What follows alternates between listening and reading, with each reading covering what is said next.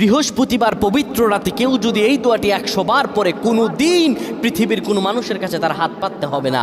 পৃথিবীর সব কিছু তার পায়ের নিচে আল্লাহ হাজির করে দিবেন।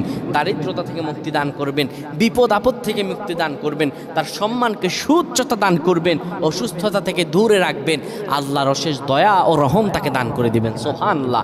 বৃহস্পতিবার রাত এটি গুরুত্বপূর্ণ রাত। এই রাত সপ্তাহে একদিন আসে। আরবিতে রাত আগে আসে, দিন পরে আসে। সুতরাং বৃহস্পতিবারের যে দিন গিয়ে রাত, এটি বৃহস্পতিবার রাত নয়, এটি শুক্রবারের রাত, এটি জুমাবারের রাত, এটি দোয়া কবুলের রাত, আল্লাহর কাছাকাছি হওয়ার রাত। সুবহানাল্লাহ। এই বৃহস্পতিবার রাত আল্লাহ তাআলা বান্দার দোয়া কবুল করেন।